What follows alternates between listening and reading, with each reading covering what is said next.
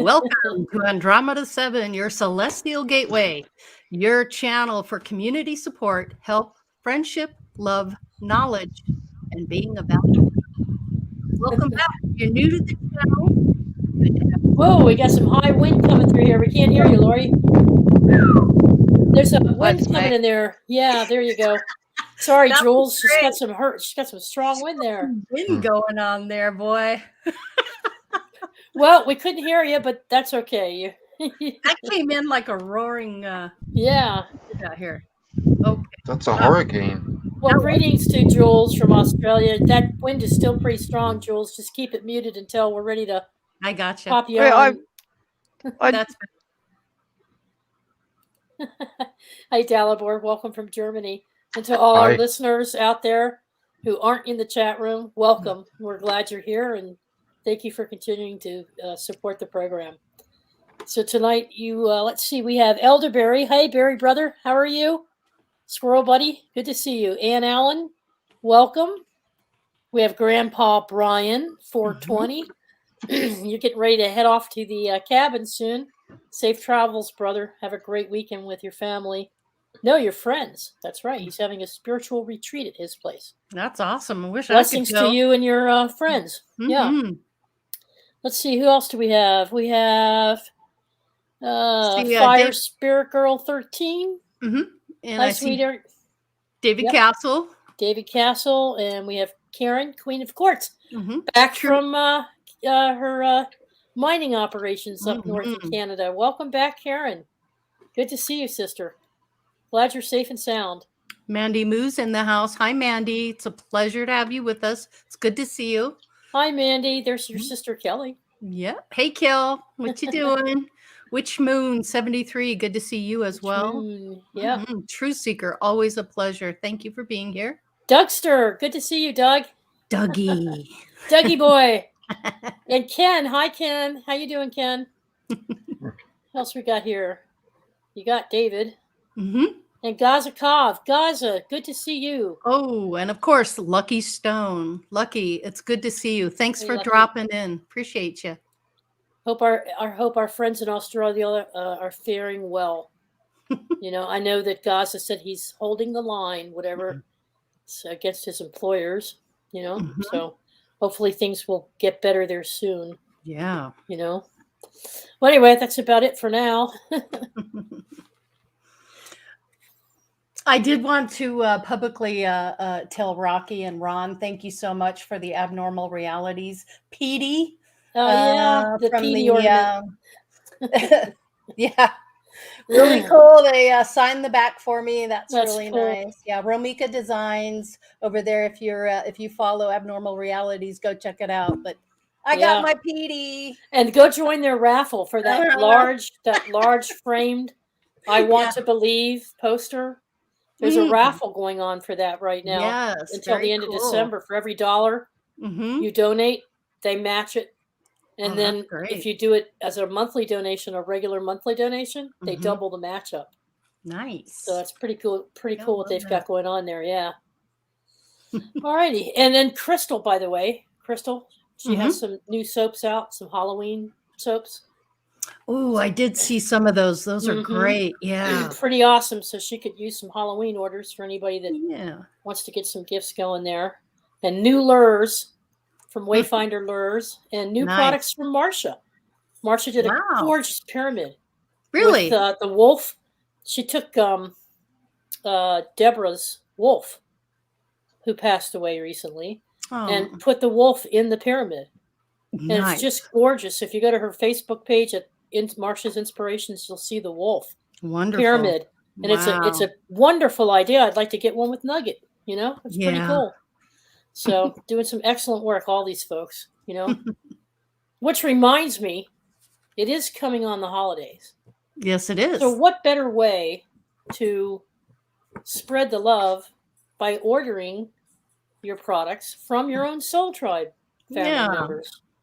I mean, there's so many folks out there selling products now, and they're all on Queen of Quartz Network. And Karen's going to be updating it again soon. But there's folks out there with all kinds of products to sell, from soaps and fishing lures to to all kinds of spiritual products and tools. So give your Soul Tribe members an uplift, help them grow their business, and spread the gift of love and inspiration to everybody else. It's awesome. So did you want to tell them about what we're going to do here? Or? You are. I am? Yes, okay. you are. Ours? We've been going a year too, haven't we, girls and Guy? Yeah. Yes. This celebration. Actually, the end of this month. The end of this month marks our first year anniversary as a show. Didn't we do it on the 7th of October? No. What we did is we went on November? to Wayne's for a launch. September. Mm-hmm. Yeah, and then in the last, like the third week of October, we went live. Yep. And so we're celebrating our first year this month. Yeah, so that's it's hard to cool. believe it's gone by already. It sure went fast, didn't it? Like a Yeah. blink of an eye. And for a while there, we were doing 2 shows a week, because we had the Wednesday night workshops and specials, and we had to get balance in there with our family and everything else. But we have a lot of shows out there. Yeah, on we the do. Books, Hard to believe. Let's see, we're Yeah. somewhere around the 80 show mark, believe it or not. Yeah. Yeah. Rocky's in the house. Hey, Rocky. Hi, Rocky. She was just showing your Got ornament. your PD. Well, And don't lick it. He already licked it. lick it, baby. There you are. Yep. So anyway, he's got some brand new lures, and you can make arrangements to put a gift pack together for the holidays. That's a great way to gift the man in your life. The men in your life. Jules's men are going fishing for a whole week, right? Ooh, nice. Yep. They just left this morning. There's 13 of them gone to Fraser Island, which is the largest sand island in the world. It's about an hour or so away, and they take about, depends on the weather and how the sand is, because the sand becomes like a highway. Not that you're allowed to speed on it, but they go up, and then if it's rained a bit, they can get across the dunes easy enough to get to the campsite. So, nice. Yes. Mm-hmm. Yeah. So, Well, what we're going to cover tonight, Lori and I've been talking, and we've both been going through a major transformation, if you will, or a major reintegration. And a lot of people in the spiritual community are getting more visions, more dreams. They're experiencing that more of a direct connect now, not only with parts of self, but also angelic beings and others, and getting downloads and messaging and technologies and gifts that we've long forgotten are starting to come back in full force, such as channeling, automatic writing, remote viewing. All these things are coming into play, and I don't know about the rest of the folks out there, but I've been getting bombarded for the past several weeks, and it's been a whole paradigm shift for me, to the extent that I now get it. I get the big picture, and I understand now the true meaning behind, you are, you look within inside yourself, you see the love and respect inside yourself, and when you do that and the next person does it, well, then they see themselves in you, and you can see yourself in them. So it really gives you that feeling of the one body, the unity. And a lot of it has to do with reintegration. So tonight we have a little video. And what I did is I took this process that Lori and I have gone through, and many others, I'm sure, in the community have gone through a similar process. But I tried to put it into a framework that we could follow tonight, of putting it into phases. There seems to be generally different phases, and they're not linear. Although it'll look like that in the slideshow, but they're not linear. It's a very cyclical process.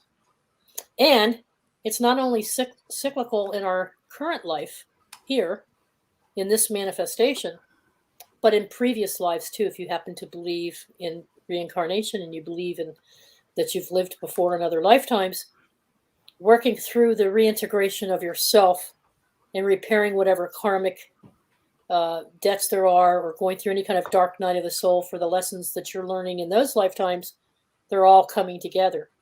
And so then you enter the next lifetime and you go through the process all over again here. So it's cyclical throughout time as we as humans put it.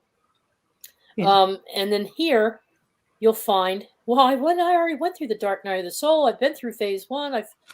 And now I feel more advanced. And then all of a sudden you get triggered, not triggered, but something comes up. Mm-hmm. And I'm not going to call them triggers. They're deliberate nudges from our guides saying, hey, you need to take care of this. Because this is something down deep within inside of you, and you need to deal with it and bring it out. And you're like, oh, wow, I haven't even thought of that. So you're constantly going through a cleaning, but you're getting stronger and stronger as you go. So what we did is we laid it out into 3 phases.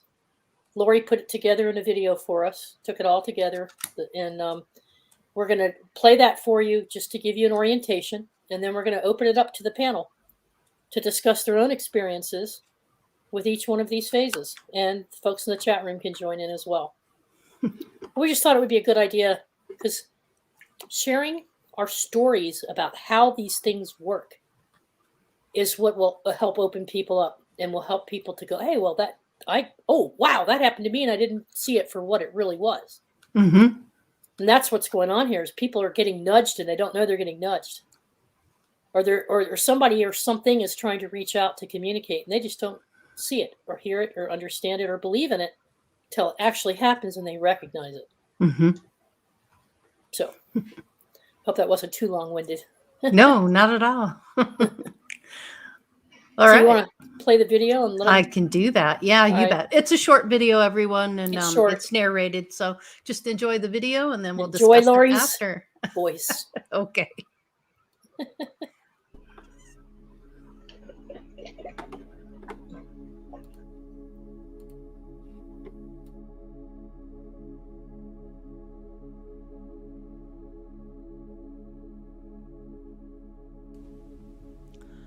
Until you make the unconscious conscious, it will direct your life, and you will call it fate. Carl Jung. 3 phases of reintegration. Phase 1, awareness and self-compassion. 3 phases of reintegration. Recovering from self-contaminant strategies.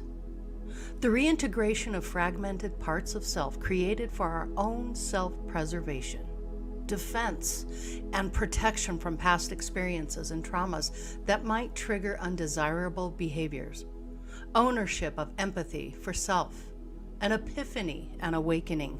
We are not these intense emotions, nor the judgment of them.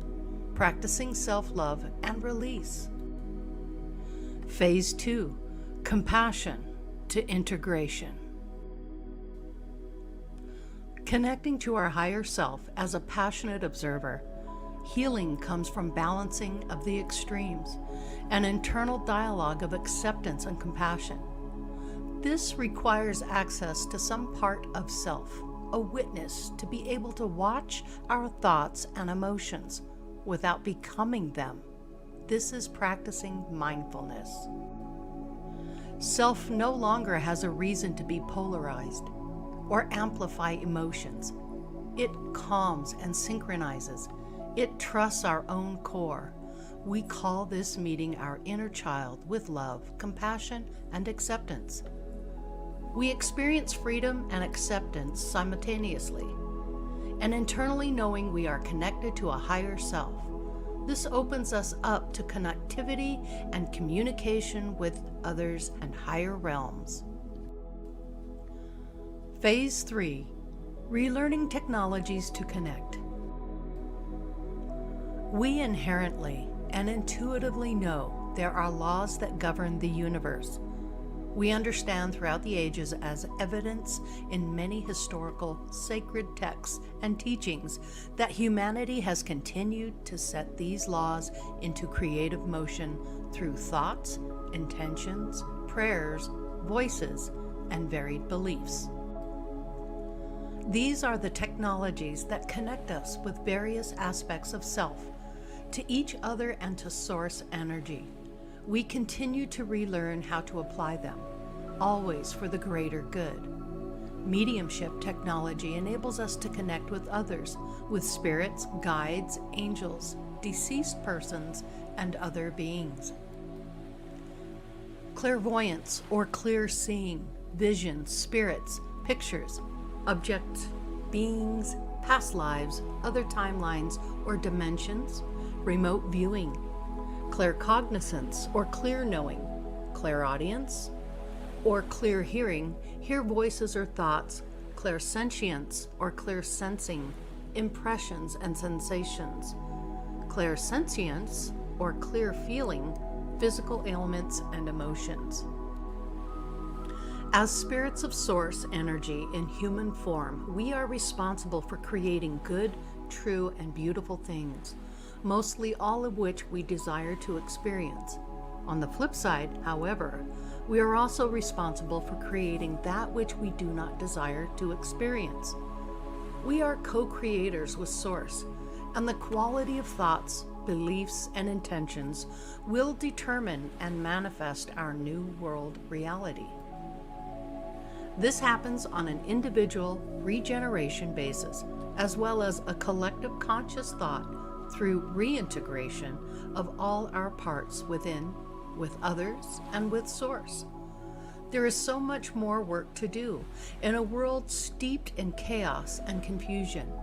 Those of us who are on the path, armed with knowledge of Source attributes and laws, and armed with love and goodwill in their hearts, will step up to do that work. Reintegration of many is necessary to put these concepts into practice in any lifetime, particularly in this troubled world of today.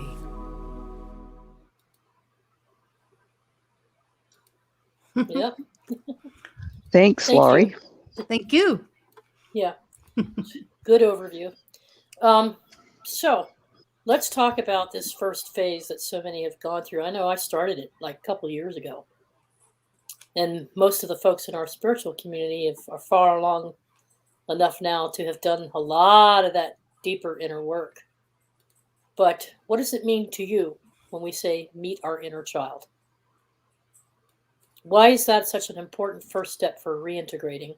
And why do we need to reintegrate in the first place? And what I get out of it is, until you've brought all those different aspects of yourself back into coherency and balance, kind of like alignment, huh? It's an alignment, because human beings, and Karen can speak to this because she's got a background in psychology as well. Mm-hmm. Human beings have Kelly the great and Kelly, they know we have a great capacity to compartmentalize parts of ourselves in different pieces, different fragments, in order to control our response to situations that might trigger us or cause us pain, anxiety, and frustration. And those who suffer from post-traumatic stress do exactly that. And there are others who do it naturally as a defense mechanism for anything in life that makes them uncomfortable. We tend to compartmentalize pieces of ourselves into different realities, if you will. And we call upon them when we need them, or we push them away. And so many of us live fragmented lives and don't even realize it. Mm-hmm. But that is really part of what spirit is doing as well.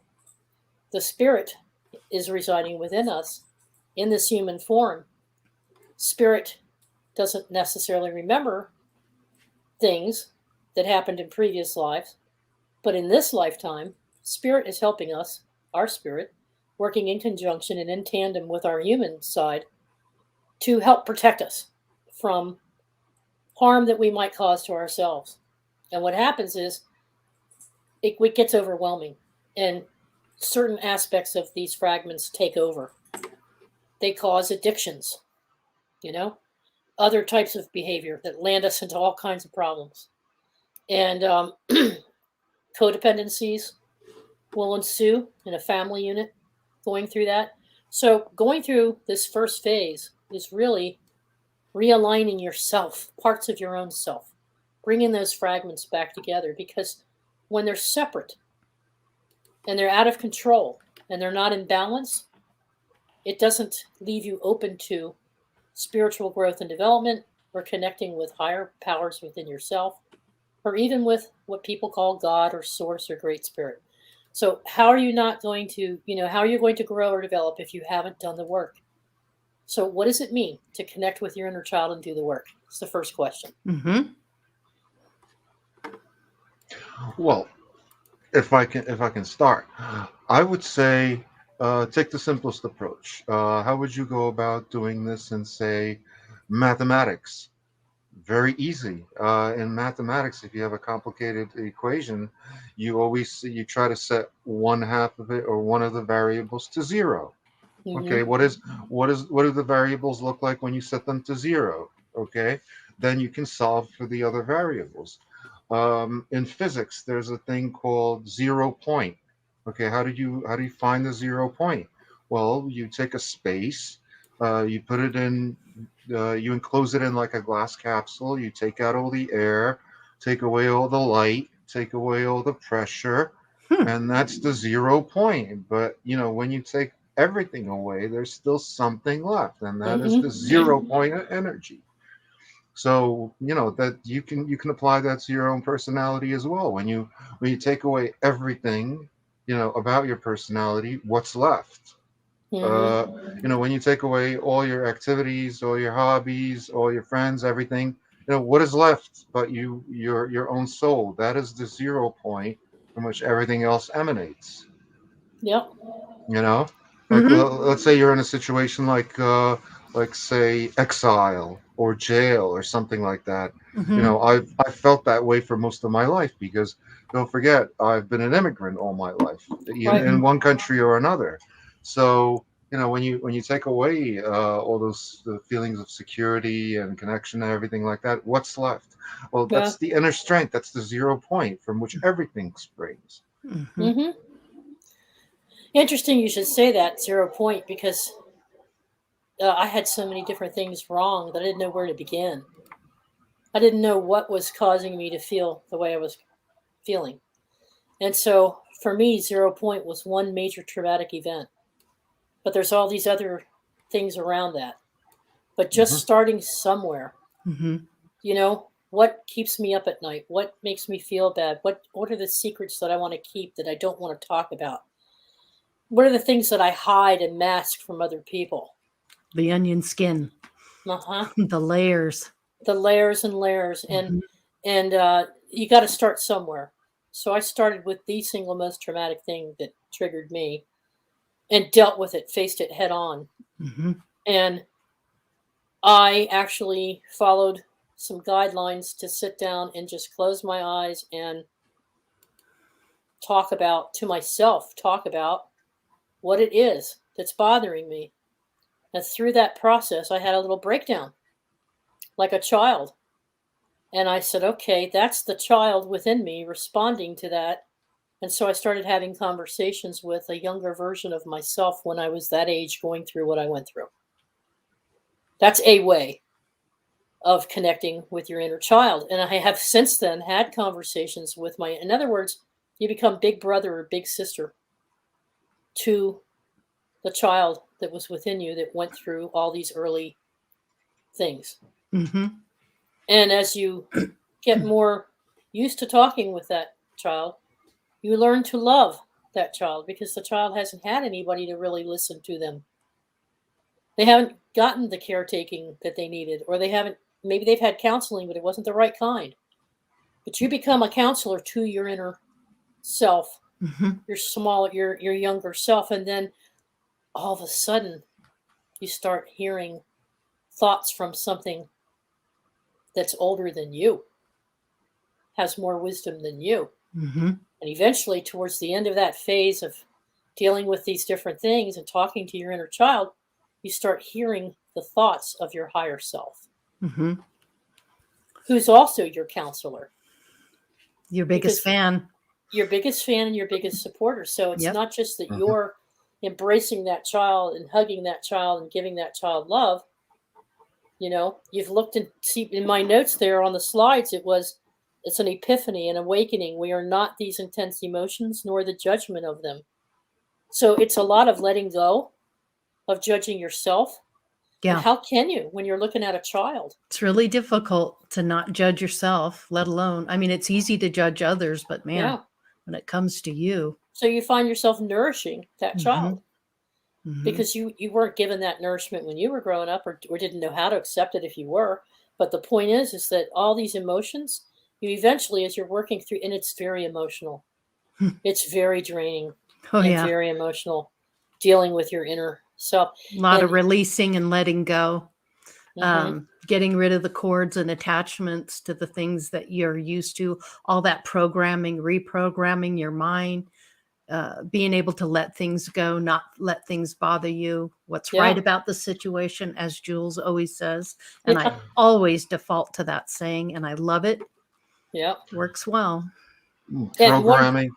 Programming is definitely an aspect of it, but few people realize that the oldest programming language on Earth is actually drugs. Drugs is like the first programming language when you think about it. Whether those drugs are exogenous, coming from outside, like a plant or a pill or something like that, or something you create in your own brain, and those serve as creating models for like future behaviors. So let's say you were a child, as you were saying, you were traumatized. You associate some things with that trauma, so you stay away from those triggers in the future. So there's ways of getting rid of that.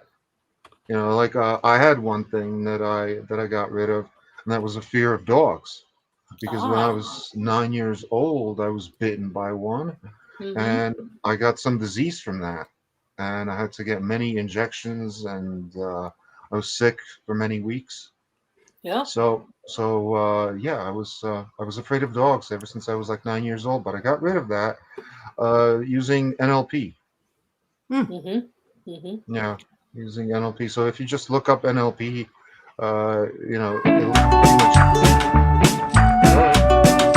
Where's that coming from? That's our video from last week. It's playing. No idea. Pretty snappy. It's pretty snappy, whatever it was. Snappy. Oh, we're just video from full of last stuff week today, aren't we? Well, you've been going through some software upgrades and some hardware Yes, upgrades, so it's a little tricky what you've been going through. Sorry, but anyway, that's okay. Yeah, right, NLP. And the other thing is, Lucky Stone was just saying it a few seconds ago. I wanted to comment on that. Learning to make your shadow self your friend opens up so much. And really, here's what he's triggered on this, is that you're getting to know self better than you ever have. And once you know yourself, you know more what you're capable of. This is the thing that going inside is, you're learning more and more about who you are and what makes you you, and why you do the things you do, the programming, the traumas and things that you experienced as a child or as an adult, and how they shape you. But when you're doing this, you learn how to reshape yourself into something bigger and better than you were. And then you get to know who you are, and then things shift and change because you're in a different mindset. Definitely. And that's the hard part. That's the part that's difficult to get to. And it takes a lot of work, time and energy, a lot of journaling, a lot of really getting to know yourself. Why did you go through the things you went through? Why did I choose the parents I chose? Yeah, it was a craving, though. Once I did it, I couldn't stop. I couldn't stop. It's like, okay, now what's the next nut I want to crack? Yeah. I really want to get to know myself. And you know what I found out? What's that? Pretty cool person. Yeah, no doubt. I mean, there were aspects that weren't so cool, but for the most part. But you could change that. That's the whole thing, is you've changed that part of you. And people that know you are like, not sure what's going on with you, but something's definitely different. Well, it transforms you from the inside out. You start looking better. You start feeling better. You walk a little differently. You're motivated differently. With me, it was weight and exercise because of my accident. So my body was banged up, but I started caring more about my body. And I was taking more selfies, because I was like, oh, my face isn't all that bad because I had all this surgery. So I had all this, cringe, but once you start having regular conversations with yourself, and a lot of psychoanalysts will say, this is really bad, what are you, people who misunderstand psychology, they think you're acting like you're schizophrenic or something, and that's not it. It might look that way if they see you actually verbally talking to yourself, but the truth of the matter is that you're getting to know every aspect of that person, and getting to know to love them. Yeah. Loving and nurturing. Accept yourself. That's really difficult for a lot of people. But how do you put 3 years of solid work day in and day out into verbalizing it? It's really difficult because it's little bits and pieces each and every day, changing who you are, changing how you think, connecting with spirit, connecting to angels and guides and all that factor. And you're sitting here going, did that really just happen? Is this real? Yeah, it's real. It's just a real quick break here to say hello to Claudette and Max and Michelle. Welcome, Michelle Julie. and Max. Julie Straw is here too. And Ruth, Ruth Noble. Ruth here. Noble. Hi, Ruth. Good to see you. Yeah. So that's the first phase, and it's never, like I said before, don't think of this linearly, because you're going to go back. And it's good to every now and then, at least once a month, I sit down with my inner child. Is there anything else you want to tell me? Or how do you feel about how things are going? And I let it go for 2 months once, and my inner child was quite upset with me. Felt abandoned. You said you would never leave me. It's like, ooh, what is it you want to talk about? And so there are things that are still deeply rooted and deeply seated, because remember, we're really, really good about compartmentalizing and putting things in the farthest, darkest corners of our soul. Well, we do that in society too, with things like science. Science is the best example of compartmentalization I can think of, because you have this science, that science. That's a psychological phenomenon. That's a mathematical phenomenon, and that's a paranormal phenomenon. Except that now we're beginning to see that it's not really all that clear cut. That for example, that some of the visions that some of these so-called schizophrenics were having are actually pretty much what's going on right now. Yeah. So that's and for somebody who hasn't been studying it as long as I have, that comes as kind of a crazy revelation. But where I make the difference, the differentiation I make with schizophrenia and reintegration is that with schizophrenics, they take it another whole step further. Where they start verbalizing and acting out with forms that take place. So inner parts of themselves have now manifested as a physical person, as a friend or a character or another part of their personality in physical form, and they actually think they're interacting physically with that individual. So they're actually manifesting in their own way a physical being. And they'll do things, place objects with them, and so that's how you can kind of tell. I mean, I've sat on buses with them as my passengers and watched them doing the hand gestures and going through the entire conversation with a part of themselves that's actually, they don't even recognize it as a part of themselves. They recognize it as a completely different kind of character. If you've ever watched the movie Beautiful Mind. That's the compartmentalization. Yeah, creating the different characters. Right. Right.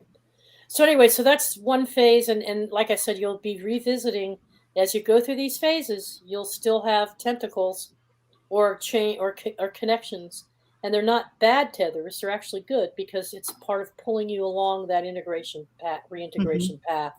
So the second phase that we started talking about was how when you go from that from compassion to full integration. So now you've learned how to look at what's not you emotionally.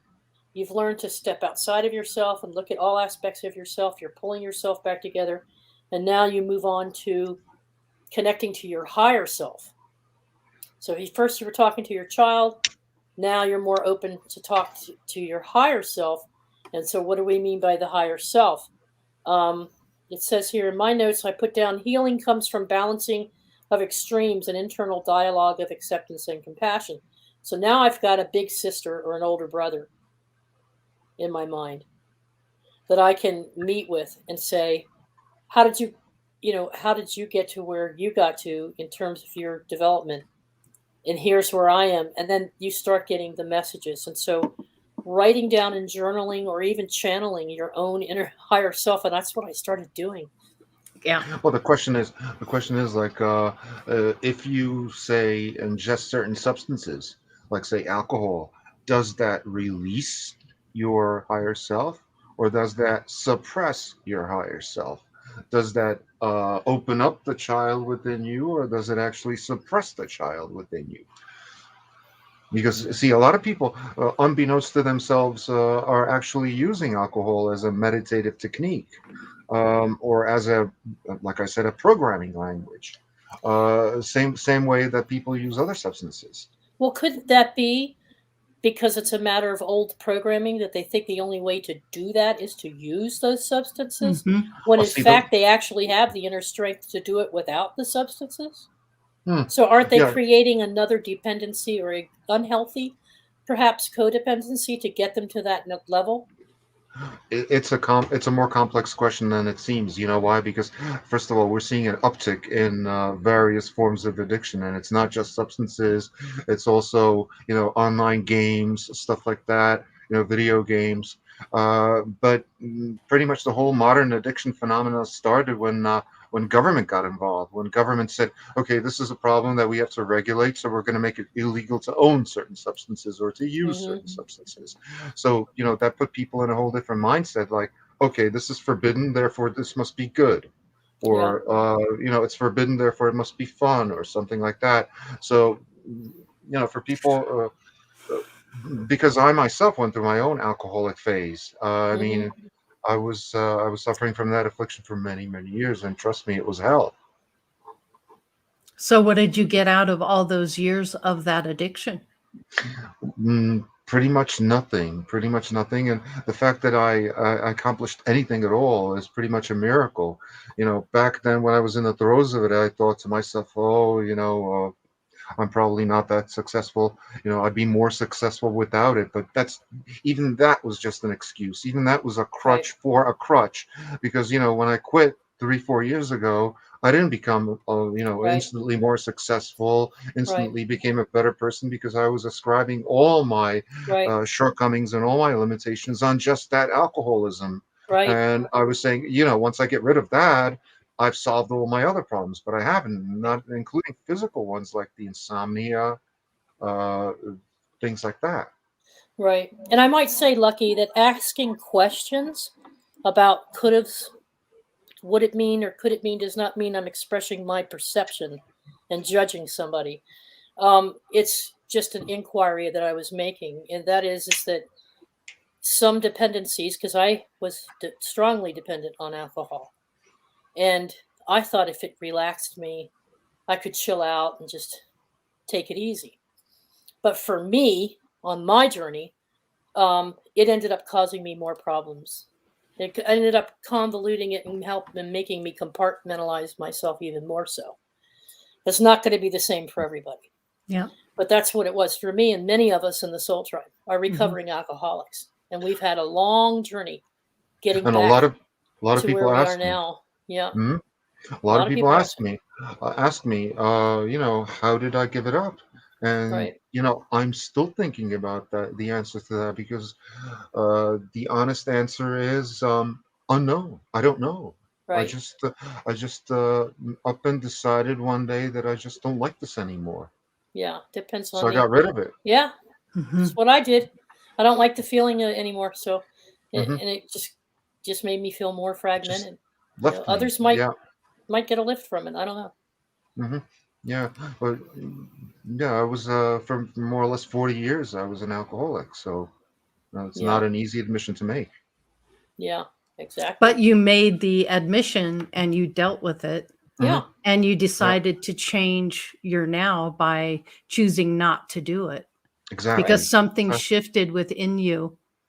So it's Yeah, kind of like polarity, if you know what you don't want, you know what you do want. And that's kind of it's what that's how the I see it. third principle of alchemy. Yes, Yep. exactly. Hmm. Yeah. now that brings us to an interesting question, and that is that Lori, when we are not fully aware yet of how we're connecting or can connect to guides, how is it that our guides and guardian angels are with us and nudge us in certain directions to lead us into making those decisions? So I had told a story about mine. What, didn't you have one as well? About when you got nudged to do something for your betterment? Yeah, I get nudged a lot, but I think it's just that intuitive, you just kind of have that intuitive knowing, but it's difficult to explain how I got there. It's been a process. It's a deep, deep process. But Deep process. once you're there, you start to see and feel the nudges. I think it would be really good to tell your story about your some of the situations that you've been in and what you've been dealing with recently, because you're the one that's really been ramping up on all this stuff. You've kind of been playing catch up here. Yeah. Well, okay. So if you go back to phase 3, where we're talking about once you've started that relationship with your higher self, it seems that you then become more open to accepting the fact that there are other beings within you reflected out, into the angelic realm and other realms that can talk to you and communicate with you if you're open to it, and you don't always recognize it when you see it.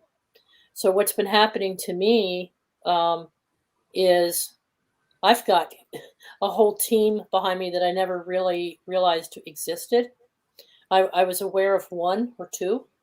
And so when I do tarot card readings or I have messages for friends, they come from Great Mother is one of my guides. Another one is called Mary.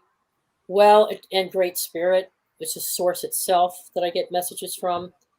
But now I have a host of others that are starting to come in. And what's happening is I'm getting...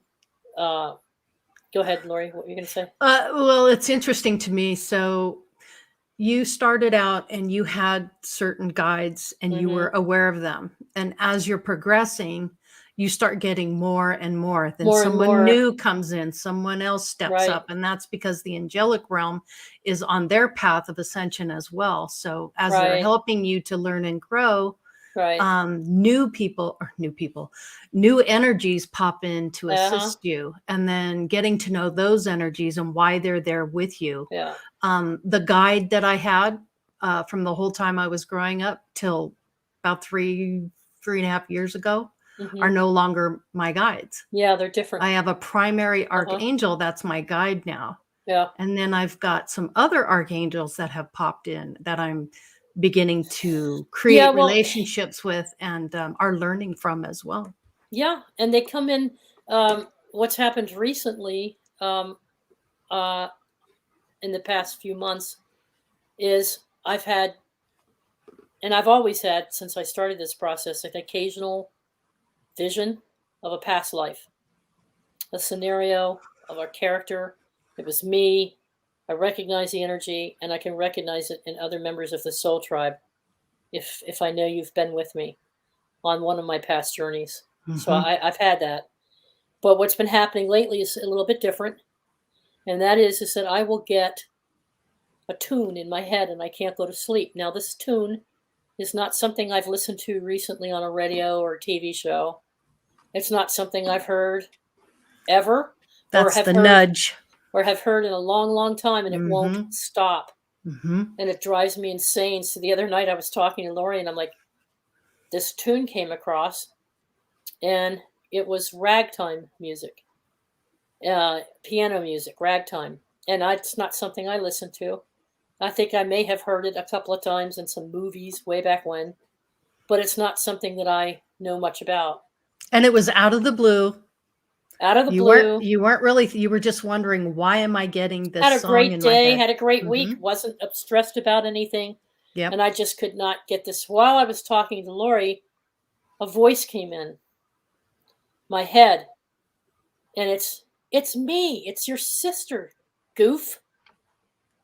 And I'm like, oh my God, it's Lynn. It's Linny. Michelle knows Lynn. Michelle knows about Lynn. The first time I ever made contact with her after she passed away, because I couldn't sense her presence. I didn't know where she was because she had taken herself out. So that old programming, judgment, old programming about taking herself out was she's in a bad place because she took herself out. See, that's what I was thinking back then. And Lynn, my guide said she's okay. She's where she needs to be. She's with Source. She's working on some things. Your sister's fine. But it's been, what, almost 2 years since I thought about her like that. Mm-hmm. Because there's something that I held on to, and that was a great deal of resentment for her doing what she did. A lot of anger. But I buried it into one of those compartments somewhere. Just buried it. Mm-hmm. Wasn't even thinking about it. Yep. And she's like trying to get my attention. So you were kind of resistant, though. I was resistant to it. You were a bit resistant at first. I did and not then want to I talk to got her. nudged. Uh-huh. I got nudged Uh-huh. to send a song that kind of helped you realize, holy crap, this is really happening. No, you're talking about Eileen? Yeah. I'm talking about Lynn. Oh, Her sorry. mother, the ragtime music. Oh, okay, the ragtime. Got it. So it was Lynn that was coming in. Mm-hmm. And so the bottom line is, folks, is there was a lot of forgiveness that had to be done there.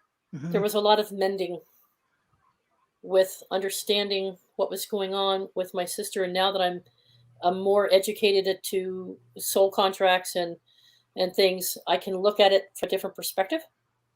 And I can see that was her journey, and Mm-hmm. whatever she had to go through is what she had to go through. Mm-hmm. And so that immediately releases that any kind of guilt or any kind of emotion of judgment or anything like that. So we were able to reconnect, and she was able to tell me everything was okay. And it was apparently something that was still in my crow. It was still bothering me because I had, at the time when she passed away 3 years ago, not being fully awake, took revenge on the whole family by plastering a bunch of stuff on her Facebook page about how they helped kill her, because they did. And guess what? That was part of their contract. Right. Okay. So I immediately went out to her Facebook page to see if I could delete something that I put on there 3 years ago. And it was already gone. So she was letting me know that everything was okay and that I didn't have to feel any kind of guilt or any kind of frustration, because I was with her when she died. But it was the hardest thing I've ever had to go through. It wasn't pleasant like what I went through with my cousin. Mm-hmm. This was most unpleasant. Watching your sister pass away in front of you, knowing that she took herself out. It was the hardest thing I ever had to do, because I really just was like, ugh. But on the other hand, I was like my sister, because we were very close, So there's a lot of emotions buried over the past 3 years through all that. And it was because of one tune that came into my head from out there. Which you later recognized as your sister getting your attention. Music. It was her music that she used to play when I was little. Yeah, so she could make it right with you. Mm-hmm. See, when they go to the etheric realms, they're working on that on their life review, and they're Mm-hmm. processing everything, and they want to make things right. And Mm-hmm. I experienced this with my dad as well. Right. Some crazy things with my father that we didn't know about. And so Yeah. all these truths come out, and then you start dealing with it Yeah. and working it out. Yeah. And then 2 nights later, Mm-hmm. during the day, Lori? Yeah. It was during the day. Mm-hmm. I got this nudge, and it was the Muppets. I was in the other room, and the Muppets were da da da da da da da da da da da. I'm like, oh, stop! And it was just over and over and over, and I hadn't seen the Muppets or heard the Muppets or played around with them or anything in years, and not even when the neighbors' kids weren't really into the Muppets, So why was this tune coming in? Yeah. It was the Cookie Monster, on the drums and, or whatever his name is. And it was that song. And I was like, Lori, it's driving me absolutely freaking insane. And then I realized it was my niece. Because you see, my niece took herself out a year and a half. It should have happened sooner, because she hung in there longer than we thought she would right after her mom died. They died of the same thing. You see, they overdosed constantly with alcohol and self-medicated drugs, and they ruined their livers and their kidneys. And they helped each other. They were all buying for each other. Okay. They had just given up on life, and they had just became bedridden zombies pretty much. So with her, though, my problem was at the time, and I've let go of a lot of it. My problem with her was that you killed your mother. You knew your mother was sick, and you didn't do anything about it. In fact, you took all of her money and put it into more drugs and alcohol. And then you gave it to your sons. And then you gave it to your father. And there was this horrible, horrible codependent thing going on with 5 or 6 people in that household, of which 2 were strangers, weren't even family members, all drugging each other up. So I was just like, how dare you people? And so I wouldn't have anything to do with her. And she was very close to me growing up. I helped raise her. So when this happened to her, I wouldn't go to her. I wouldn't go to see her. I wasn't there for her when she passed. She wanted to see us. She wanted me to come see her, and I'm like, what's the point? I have nothing to say to you. I was a cold bitch. And I put that on myself. I'm a mean person, and it was all for me to learn a lesson and for them to learn a lesson. But I had to go through this again this week, talking to her when she came in, and I said, I'm not ready. Didn't I, Lori? So I'm not going to talk to her. I'm not ready. Like, nope. I'm more awake. I know what's going on. I know what I should be seeing is the love in all of our brothers and sisters, including my own family. But I wasn't ready. It was too much too fast. I had just gone through this with Lynn. And now I'm going to go through this with Eileen. I wasn't ready to accept it. But I kept getting the nudge. She wasn't going to take no for an answer. And I was in the car driving out to West Virginia, and it was a beautiful day. The sun was out. There's mountains. And da-da-da-da-da. But Lori, when I told her it was my niece with the Muppets, sends me the very character that my niece was enamored with, which was it Fozzie? Fozzie. Waka, waka, hum, waka. hum, waka, waka. Right. Yeah, and I'm like, how did you know that was the one? Because there's lots of Muppets. How would Lori know that that's the one? Because Lori and I are connected. Mm-hmm. Okay. Because intuitively it came to me. That's why that's who it was. And I said, oh my God, that's him. Mm-hmm. So when I said to her, I'm still not ready, about 7, 8, maybe 10 minutes later, then Lori sends me a song with it was The Doors. The Doors. Mm-hmm. And my niece had done Riders on the Storm. Riders on the Storm, mm-hmm. which was one of Eileen's favorite songs. Mm-hmm. And she wrote her dissertation on Jim Morrison when she was at University of Maryland. She had so now you're taking notice. Now you're like, what the heck is going on, right? What? Mm-hmm. Are you kidding me? What are the odds? Don't forget that I just, like, before the show, I sent you that Muppets thing. Yeah, it's another thing, and you didn't know anything about this. I didn't know anything about this. See, you didn't know anything about this. So the thing is that Lori sends me that, and I'm like, oh my. I'm like, oh, all right. I'll let her in. Yeah. And she wants to make it right. Yeah. So that the Morrison song was playing in the car, and I said, okay. And I just, I'm driving down the road, so you can't close your eyes, but I'm just sitting there, and I'm like, all right, Eileen. All right. What is it that you have to say? What is it that you need me to know? Is that you knocking on my door or what? And she's like, hey, Aunt Teresa. That's conversation as if she was in the car with me. I heard the whole thing. Mm-hmm. And we had a 30 to it. Yeah, but she could only stay. It was a 35-minute ride, but she could only stay connected for like 5 minutes. Mm-hmm. But she got out a very important message to me, and that was to teach me what the whole dysfunctional thing was about in that family. They were actually a soul family that had reincarnated over the centuries together. And they were a very prestigious, usually in a very prestigious position, usually with a lot of wealth and a lot of money, never cared about ecology, never cared about the environment, never cared about other people. And so they never realized that the people that they picked on or didn't open up to were suffering because they didn't have, and they had addictions and they had all kinds of problems. So they agreed to come back here into a dysfunctional family environment to learn what it is they experience and go through and what their emotions are. And that was their way of repairing their whatever they thought they needed to repair from their previous lives together as a soul family. And I'm not part of that soul family. They're part of my biological family here in this time, but they're not part of my soul family because she told me no.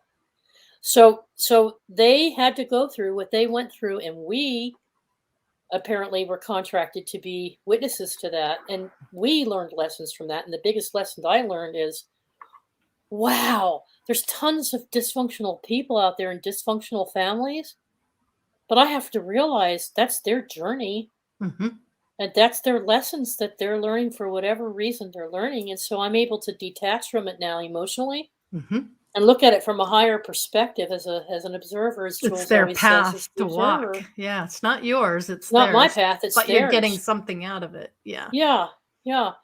So had I known then what I know now, would I have been there for my niece? Probably. Because you start to learn, you start looking at it from a more you go from empathy, feeling all the emotions, to compassion and understanding. Right. And so that's what phase 3 of reintegration is really about. Lucky Stone, in my opinion. Right. Lucky Stone says, soul families are something I'm trying to understand. So a soul family are souls that you group together with, and you come through lifetime after lifetime after lifetime. You may be your father's daughter in one life. You might be the brother. You could be the wife or husband, but a soul family is more connected than any other situation. And that's because you choose to come back over and over and over to experience each side of it. This might sound funny to people, but I was my father in my past life, my recent past life. I was my father. And in this lifetime, I'm his daughter.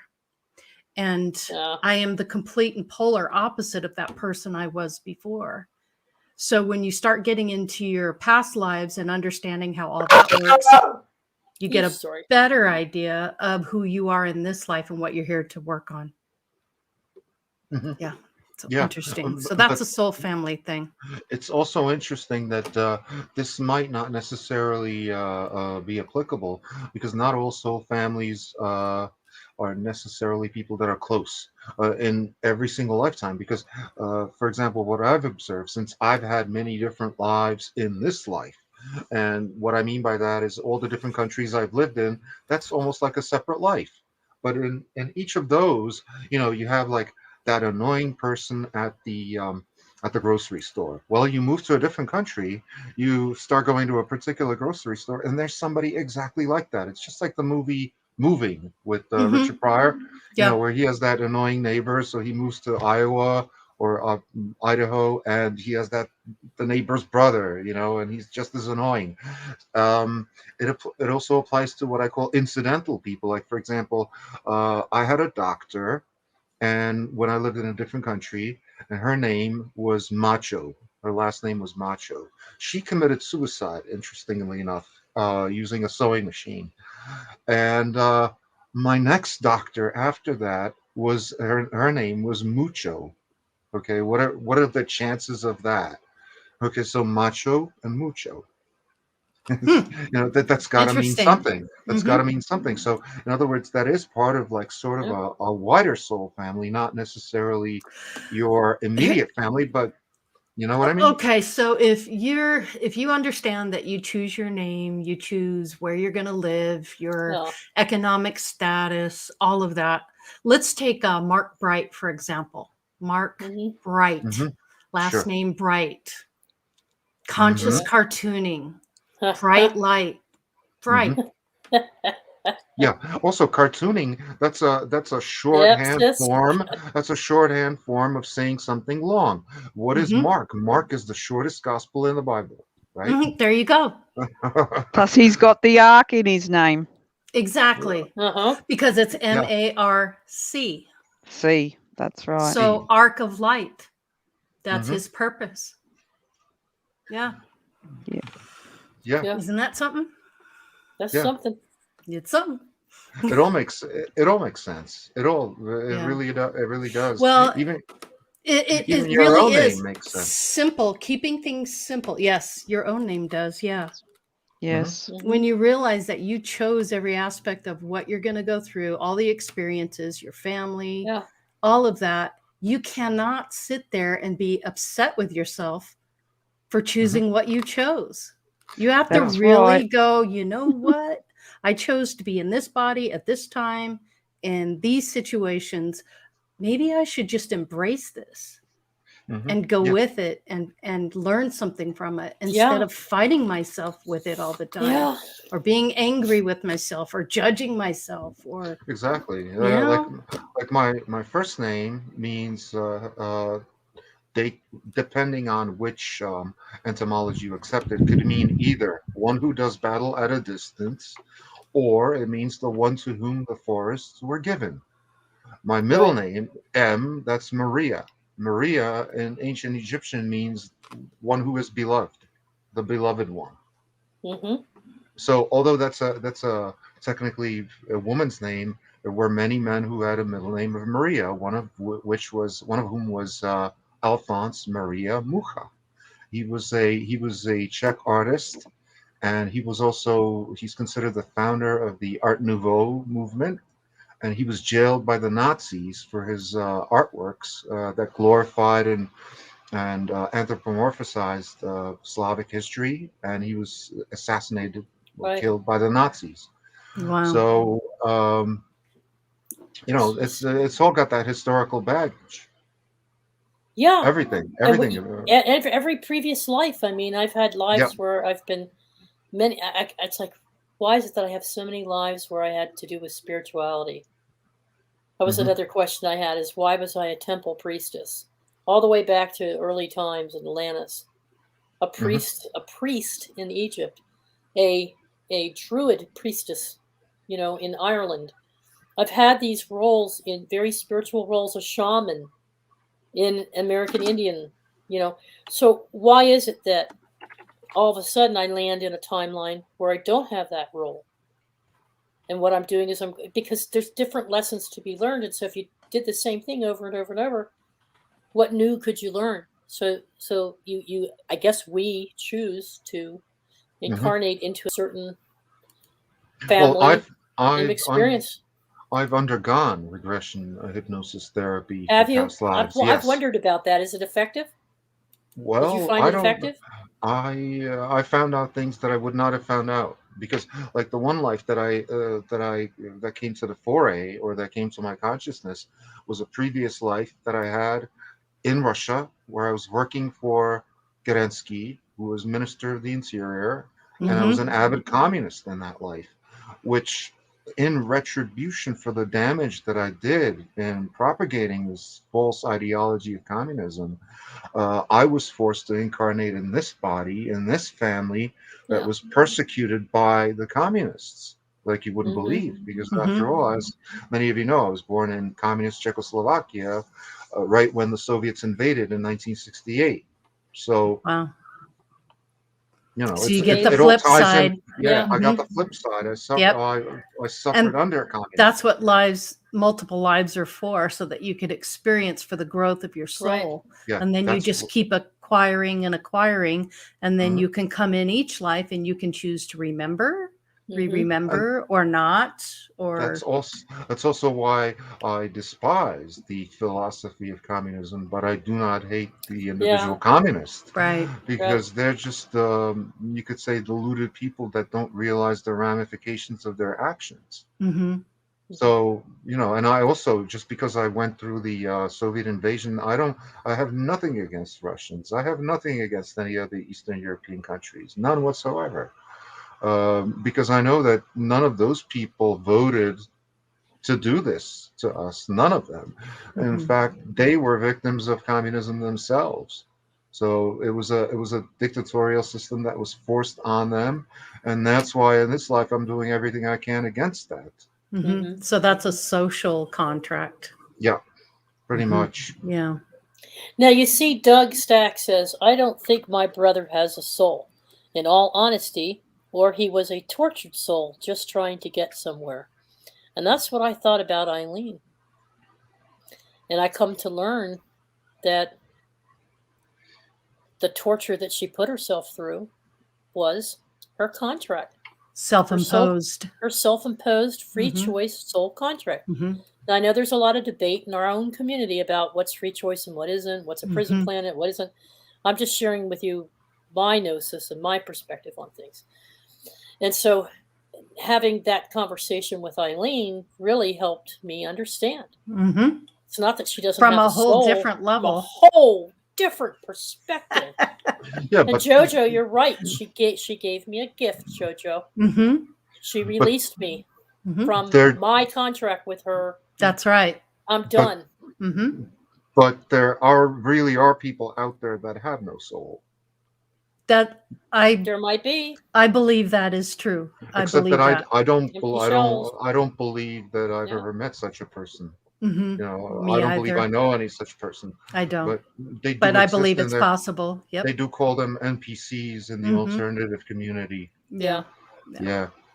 It seems like that. Seems like some people just do some things that you just can't understand, and that's another thing I've learned in the past several weeks through this reintegration process. Is how we talk in Wayne's all the time about. Go ahead, Jules. Go ahead, Jules. Go ahead. Well, I'm just going to tell you my battery's going flat because I was going to do this on Crystal's machine. Okay. But also, what if, this is what I've been told while I've been sitting here listening to you, what if the inner child is the higher self? Yeah. Excellent question. Excellent. Wow. Because I kept because that's where I've been sitting. Learning. That's the part of you that's expanding and growing. Yeah, it makes total sense to me. And since the other realm doesn't think of time linearly, because that's why we're upside down and inside out. Everything's been inverted, and that's what I've been just sitting here, and that's just what I got right from the start. And I thought, well, I'll just wait till I'm about to leave because my battery's about to go rather low. Well, so all aspects of self, Yep. All aspects I know. of I've watched in I've watched when Ian was in his accident. I totally watched how I performed. In that scenario, and his mate keeps saying, "I cannot believe how calm Julianne was when you're all smashed up, and she stayed calm." So, because there was nothing I could do in that moment, I did. I went and put comfrey on to boil to make bone knit, as you would, and you take it into emergency, and you say to the nurse, "I'm going to give him this to drink." And she goes, "What? You're going to give him what?"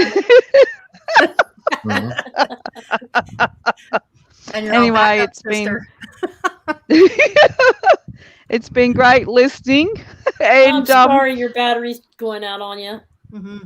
Yeah, it's okay. It is what it is, It's going with the flow, and I just needed to say that last little bit. Well, we love you. Thank you. Thanks, Jules. Love you. Yeah, thank you all for your gifts and talents, and now's the time to step up and share. You've got to share what you've come here to do, because I don't do tech savvy stuff as the girls. Well, that's why we're sharing. We're like, so much is coming in. We need to share this, share it out. That's right. Share. That's right. We need sharing to tell each other and more of this stuff, Yep. Yeah. Sharing is the thing, and then the more you give, the more you receive back. That's true. true. And sharing isn't about telling people how to do something or you must do. No, you're telling your story, how it's Just telling the story. Yep. This is how I've done it. Yep, that's how I've done it. Exactly. Like, not everything that you pair say or the three of you say resonates from my perspective, of course. But, you know, I'm open to hear, because then I can be listening and learning as well. As you listen, you learn. And then it pays sometimes to sit and listen, everybody. Be the observer. Yep. That's right. Have fun while the guys. I'll be talking to you tomorrow. Have fun while the guys are fishing. I know you're going to be doing all kinds of good stuff while they're out fishing.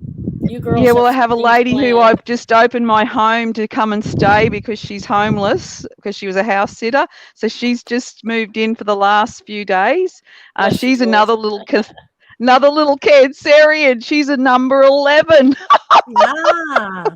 We rule. We rule. He's going to 11. We'll so thank you so very much. Yep. Thank you, Jules. Love you. Thank you, Jules. Thank you. Okay, bye. Bye-bye. Bye. She's a sweetheart. That was a really good question she asked, because that just makes so much sense. If you look at things as multiple timelines, or you look at things as different parts of the timeline, your child, your higher, you know, it just makes sense, which explains the circular process. Yeah. It does make sense, because everything else that you acquire in life as you get older from that point when you were a child is just an additional coping mechanism. You know, every profession that you do, that's just, you know, a different way of coping with reality, but you're still that same person that you were when you were 3 or 4. I'd still like to touch on one thing. I know it's 10:14, but if folks can hang in there with us, this is pretty cool. And that is another thing that's been happening with both Lori and I, is the degree to our spiritual technologies and gifts have increased.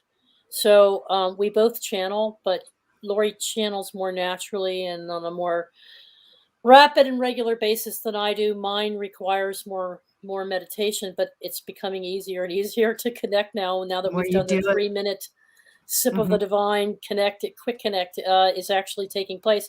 So I'm able to do more channeling, and we both have started writing out our channeling, dictating the automatic writing. The automatic writing has become a huge part of it. Yep. So Lori, do you want to talk about that for a minute in terms of how that's strengthened you, or how that's changed you? So when I first started going through this ascension thing, I had this strong desire to just start journaling and writing everything down. And then all of a sudden I would start to write things that were like, wow, kind of way above my pay grade, so to speak. And I would just listen for a word. I just quiet my mind, clear it. I'd get my favorite pen and a nice piece of paper, and I would just, whatever word came into my head, I would write that word down. I wouldn't think about what it was making sense. I would just, write it down, this word, then the next word, then the next word. And then pretty soon I can't write fast enough. And then next thing I know, I get to the end of 2 pages and I read it, and I'm just dumbfounded by the information. Then I realized that I was connecting to my higher self. And then after I did that, I was able to connect to Eric. And that's when my TV turned on and off 4 times one night, because I was in my mind saying, I'm open to all of positive light and I want to communicate. And the moment I did that, this energy popped in, and then it has been almost a daily practice, doing this sort of thing every day. And there's always something, my guides will know something that happened to me during the day or a situation, and we'll discuss it and we'll talk about it. How do you feel about it? You gain so much support and love from them, and they're just so happy that you're communicating and they're able to talk to you and influence you in a way that's helpful to you. And so that was really something. And then of course I use the pendulum as well, but there's something physical about the pendulum that I really enjoy doing. And I know when I'm being tricked. I know when I'm tricking myself. I know the discernment. I've made all the mistakes. So that's not an issue anymore. And now it's getting to where I can hear the thoughts in my head, or I'll see something, or like in Max Vision remote We were in there that one night, Yep. and I Did nailed good it your first first night. time out. So I was like, whoa, more validation, just things that just normally don't happen to people, where you're not sure what it's all about. Just extraordinary things happening. For example, one of the most extraordinary things that I experienced was I was woken in the middle of the night. It was around between 3 and 4 a.m., which is when the divine loves to, mess with you a bit. But I woke up to the feeling of somebody brushing my cheek. Yeah. And it was considerable, and it woke me up, and I was stunned, startled by it, because it felt like somebody walked up and just rubbed my cheek like that. So I'm telling Teresa about it the next day, going, you're not going to believe this. This is what happened to me. And of course, you knew something about that, didn't you? Yeah. And what was that? I sent my guide to visit you because you were having an exceptionally difficult day, week. And I asked my guide to look over you, check in on you, make sure you were doing okay, because I was picking up your energy, and your energy wasn't good. And I looked over at the clock, and I'm like, well, she's sleeping, but it's a restless sleep internally in her subconscious. And so I asked my guide to come to you. And Lori was like, did you visit me, or did you send somebody?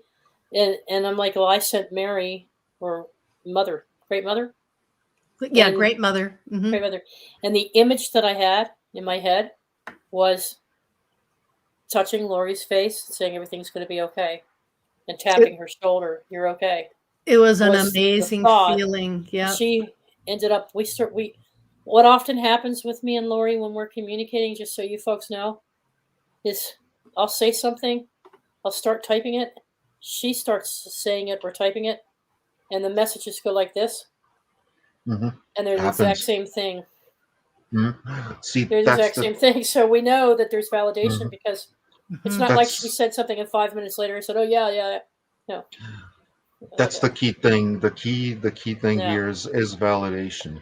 And you do want that, because you don't want to accept any of these things on faith alone, because if you accept something on faith alone, it could very well be just like a schizophrenic delusion, for want of a better word. It could be a delusion, or it could be your imagination at work, or just a fantasy.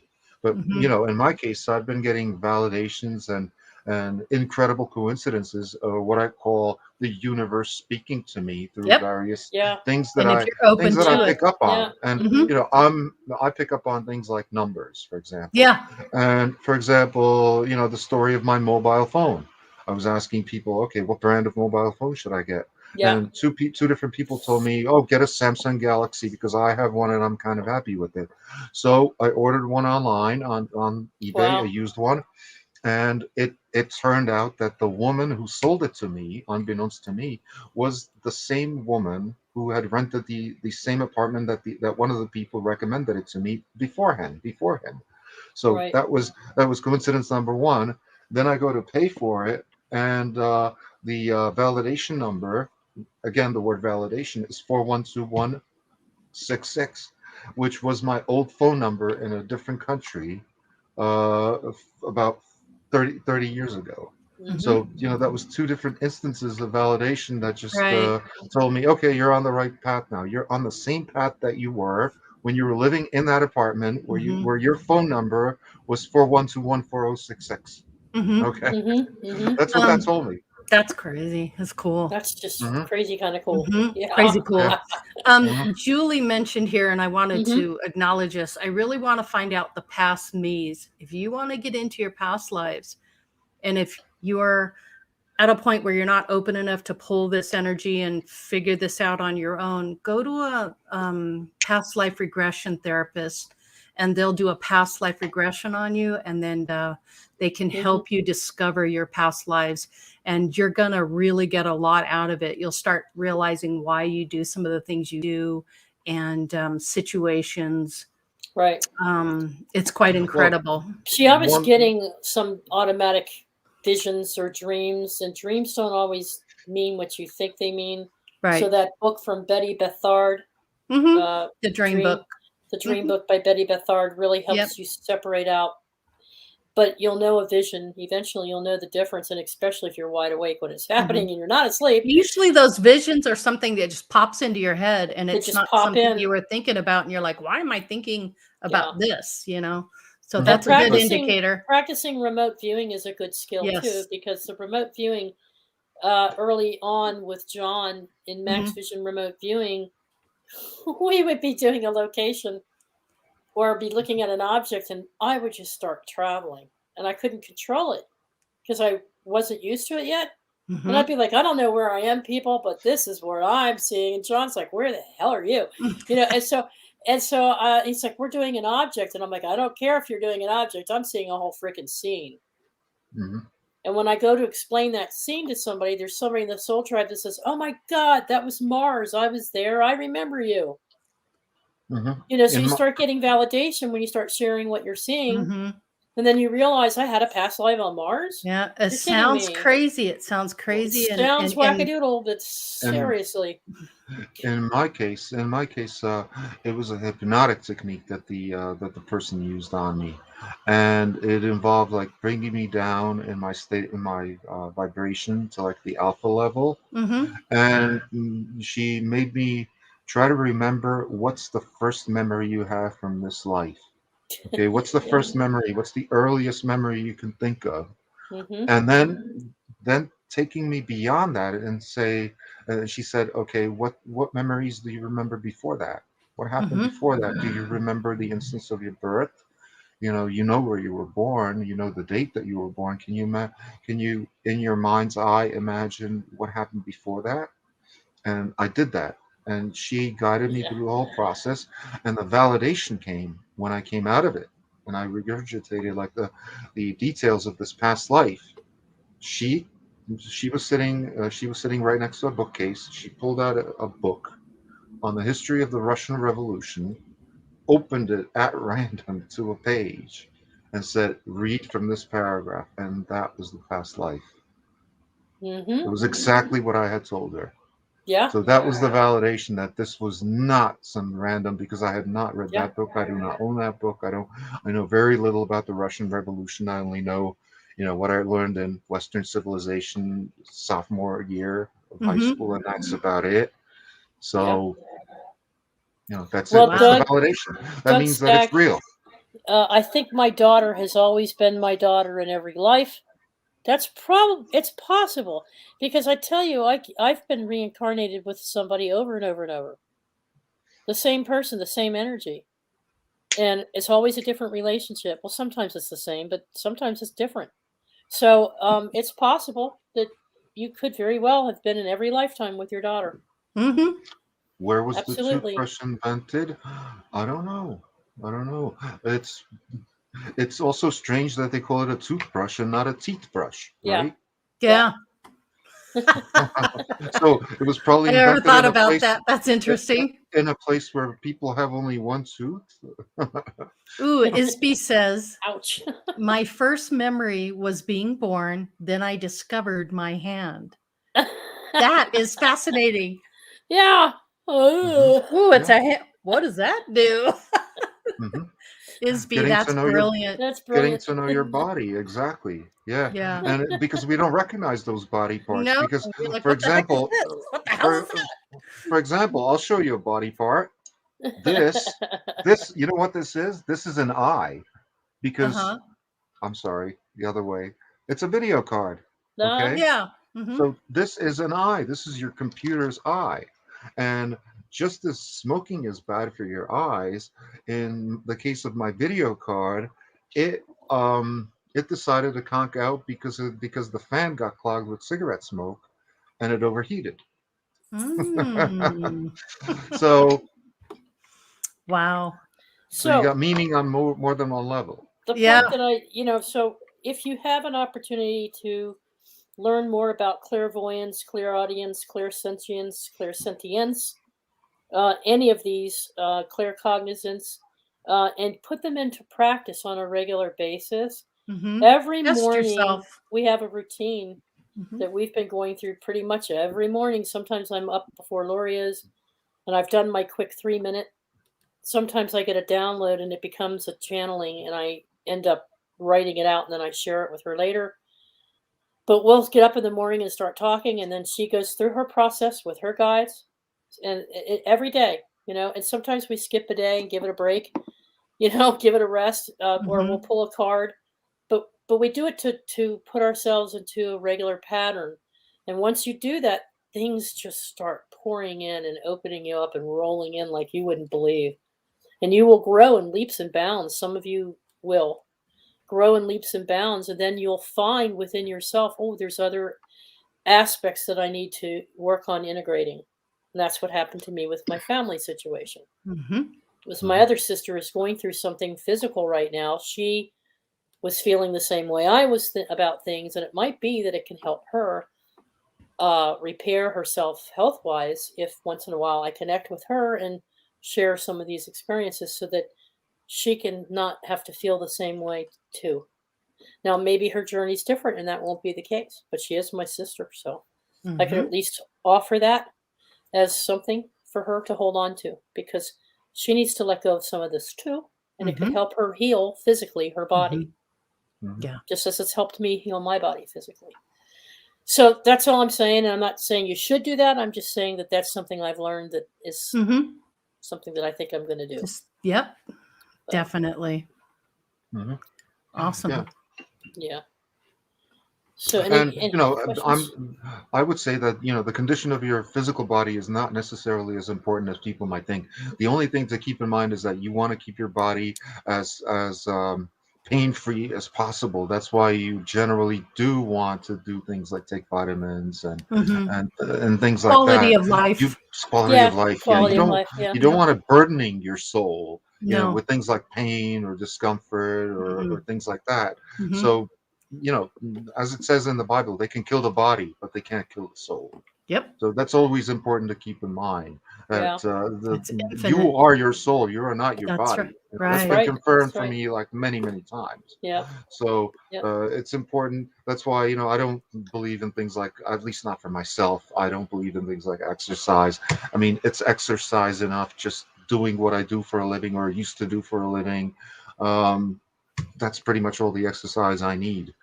But then again, I'm an extraordinarily lazy person. Oh, I get nudged all the time now by my guides. It's like, how do you think that's going to change if you don't get up off your butt and do X, Y, and Z? And I'm like, that was the first thing from my mind, and it wouldn't be something that I would think of. It just came out of the blue, and I'm like, oh, that's a nudge. Yeah. Oh, the most recent one. The RV storage. Oh, yeah, that's a good one. Because it's 10:30, and I don't want to keep people, but I just want you guys to know that they're still with us. We got a notice to get off of our storage lot, our boat in our RV. I may have mentioned this last week. I can't remember. But I got, you remember that? Yep. Okay, so remember they told me to go look out west? The message was go west. And you found one in West Virginia. Well, there were 3. And the ones east, because he kept insisting going east, filled up, overpriced, not available, not conducive to what we needed in our time frame. All 3 were perfect and best price, and in a perfectly secure location surrounded by mountains and open farmland with other secured lots with them in the middle of a beautiful environment and within less than 7 minutes of the Beltway exit to get on the interstate to go to most of our trips. It's perfect. Yep. But I had to go 15 minutes further away from home. That's like $10. And you would have never even thought about going there. That happened to me with my location, my new location for my business. The garage. Yeah, because I was like, I wasn't even looking at this part of town. Yeah. And then when I was told about it, nudged and pushed to kind of go there, soon as I drove up, I knew it was it because I'd been seeing it in my mind, exactly how it was supposed to be. And got a contract. There it was. Exactly. Got a contract. They actually had 2 spaces. Guess what? They just happened to be opening up at the end of the month. Oh, isn't that something? Yeah. Isn't that something? It is. You can't make this stuff up. It's just, it's true. Yeah. Once you've connected, folks, you've got that connection and it comes through. Things and start it enhances the quality of your life. Talk about abundance. Talk about, because I tell you, a year ago, if that had happened, we both would have been like, what are we gonna do? Yeah, right. And you would have been freaking out, but you weren't. Nope. I just was like, okay, go west. Okay. You listened to it and you trusted it. Yep. That's the thing. So now I understand how manifestation works a little bit better. Right. Awesome. I could have been manifesting all this time thinking I wasn't getting anywhere, and I could have been getting somewhere because I wasn't open to hearing the message. That's it. Duh. Can I get a duh? All right. 7:30. Okay. On that note, anything else you all want to add to it? I don't think so. Thanks for everybody being here. Thanks for all the viewers. Thanks for the new subscribers. Glad you guys are enjoying the show. Brandy and JoJo. Thank you. And of course, Dalibor, always a pleasure to have you on. Robert, love you. Hey, Robert. All right. Thank you. Good night, everyone. Have a great night. Peace and love.